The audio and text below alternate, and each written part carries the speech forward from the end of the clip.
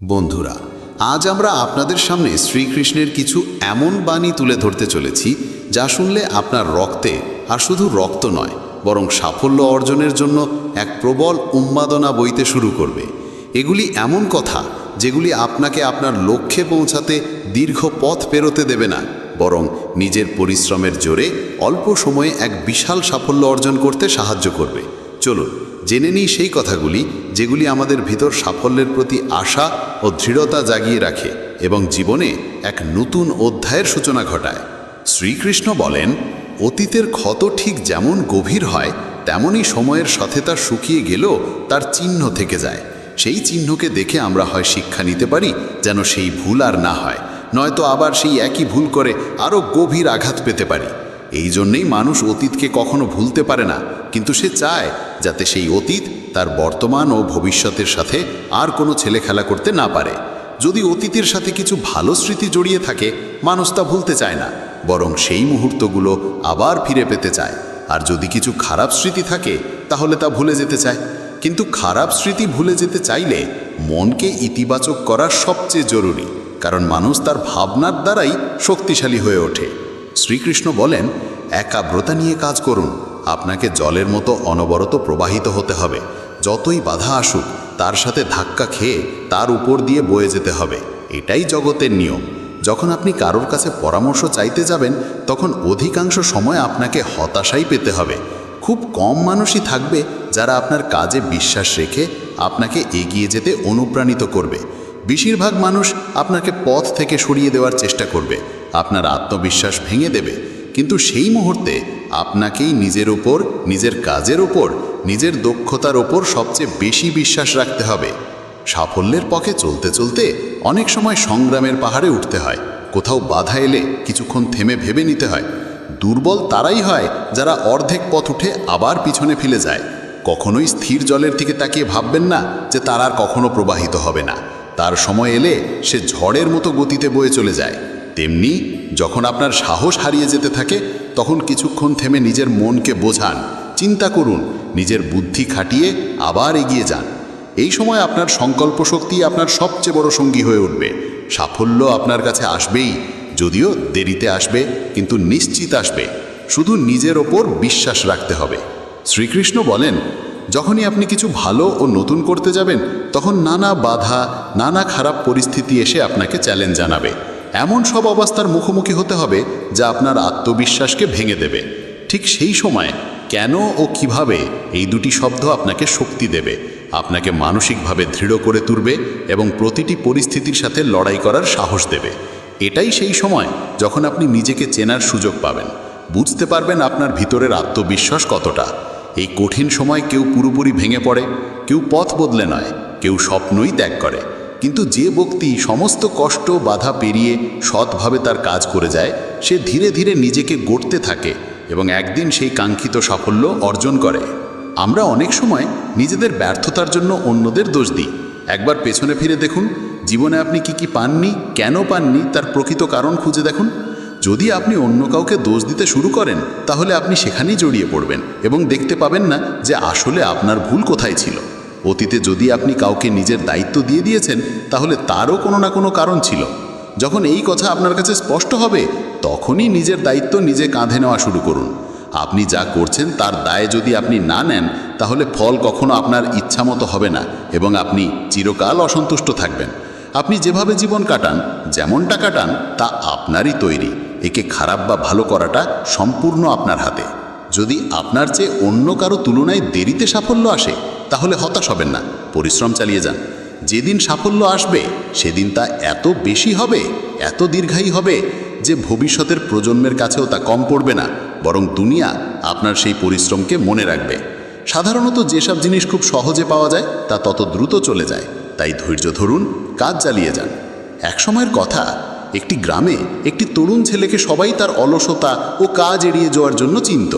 গ্রামের সকলে তাকে আলেসে বলে ডাকত, কারণ সে সারাদিন একটা গাছের নিচে পড়ে থাকতো আর শুয়ে শুয়েই নিজের ভবিষ্যৎ নিয়ে ভাবত, রঙিন স্বপ্ন দেখত। তার দিনগুলো কেটে যাচ্ছিল এই অলসতার মাঝেই। ঠিক সেই সময় একদিন সেই গ্রামে এক সাধু এসে পৌঁছলেন, যিনি পরবর্তী 3 দিন সেই গ্রামেই থাকার সিদ্ধান্ত নিয়েছিলেন। সারাদিন তিনি ঘুরে ঘুরে লোকেদের কাছে দান সংগ্রহ করতেন, তাদের উপদেশ দিতেন আর রাতে গ্রামের বাইরে মন্দিরে বিশ্রাম নিতেন। প্রতিবার যখনই তিনি দান সংগ্রহ করে রাতে ফিরে আসতেন, তিনি দেখতেন সেই তরুণ ঠিক আগের মতাই গাছের নিচে শুয়ে আছে। 2 দিন ধরে এভাবে দেখে সাধু বুঝে গেলেন এই ছেলে মানসিক অলসতার শিকার। 3য় দিন সবেলা যখন তিনি ফিরে এলেন, তখন তিনি সরাসরি সেই ছেলের কাছে গেলেন যে তখনও গাছের নিচে শুয়েছিল। সাধু বললেন, বাবা, তোমার জন্য আমার একটা কাজ আছে। আমি চাই তুমি ওই পাহাড়ের চূড়ায় যাও আর সেখান থেকে আমার জন্য একটি পাখার পালক নিয়ে আসো। ছেলে শুয়েই মাথা ঘুরিয়ে পাহাড়ের দিকে তাকালো, চোখ তুলে চূড়ার দিকে একবার দেখল, তারপর উপহাস করে বলল, এটা অসম্ভব, আমি ওই পাহাড়ে উঠতে পারবো না, আমি তা খুব অলস। সাধু হেসে বললেন, আরে না, যে পালক আমি খুঁজছি তা পাহাড়ের চূড়ায় নেই, তা তো পাহাড়ের ওপারে এক গ্রামের মধ্যে। তবে সেখানে যেতে হলে আগে পাহাড়ে উঠতে হবে, তারপর নামতে হবে। কিন্তু মনে রেখো, এটা কোনো সাধারণ পালক নয়। এমন সুন্দর পালক তুমি আগে কখনো দেখনি। এই পালক আলো ছড়ায়, দুটি দিয়ে ঝলমল করে। সাধুর কথা শুনে ছেলের মনে কৌতূহল জাগল। এমন পালক সে আগে কখনো কল্পনাও করেনি। এই রকম এক রোমাঞ্চকর অভিযানের কথা শুনে তার মনে এক অদ্ভুত উচ্ছ্বাসের সৃষ্টি হলো। তাই সে সাধুর চ্যালেঞ্জ গ্রহণ করল এবং পাহাড়ের দিকে রওনা হলো। কিন্তু উঠতে শুরু করতেই বুঝল এটা কত কঠিন। শরীর ক্লান্ত হতে লাগলো, দম ধরে রাখা কষ্ট হলো, ঘাম ঝরছিল, কিন্তু সে থামল না। প্রতিটি ধাপে ধাপে সে যেন এক নতুন আনন্দ খুঁজে পেল, একরকম তৃপ্তি যা সে আগে কখনো অনুভব করেনি। অবশেষে কঠোর পরিশ্রম আর দীর্ঘ চেষ্টার পর সে পাহাড়ের চূড়ায় পৌঁছালো। সম্পূর্ণ ক্লান্ত হলেও তার মুখে এক বিজয়ীর হাসি ছিল, যেন কোনো যুদ্ধে জিতে এসেছে। চূড়া থেকে নিচে তাকিয়ে সে এক অপরূপ দৃশ্য দেখল। কিন্তু তার প্রকৃত পরীক্ষাটি তখনও বাকি ছিল, কারণ তাকে পাহাড় থেকে নামতে হবে এবং সেই গুহাকে খুঁজে বের করতে হবে যেখানে পালক থাকার কথা বলা হয়েছিল। নামা ছিল আরও কঠিন, কারণ ঢালটা খুবই খাড়া ছিল। উঠতে গিয়ে সে একাধিকবার হোঁচট খেয়েছে, পিছলে পড়েছে, আর সেই স্মৃতি তখনও তার মনে ছিল। ভয় ছিলই, কিন্তু সাধুকে দেওয়া প্রতিশ্রুতির কারণে সে থামেনি, এগিয়ে চলল। বহু অনুসন্ধান আর পরিশ্রমের পর অবশেষে সে সেই গুহায় পৌঁছালো। দেখতে পেল ঠিক মাঝখানে একটা পালক রাখা, যেটা উপরের বড় ছিদ্র দিয়ে আসা আলোতে ঝলমল করছিল। সে পালকটা হাতে নিল আর তাকিয়েই রইল তার সৌন্দর্যের দিকে। অনেকক্ষণ ধরে সে সেই পালকের সৌন্দর্য উপভোগ করছিল। হঠাৎ মনে পড়ল তাকে তো ফিরে যেতে হবে। নিজের দিকে তাকিয়ে সে দেখল সে ক্লান্ত, অবসন্ন। তার মনে উদ্বেগ জাগল। সে ভাবল, আমি আবার পাহাড়ে কিভাবে উঠব? আমি কিভাবে পালক সাধুর কাছে পৌঁছে দেব?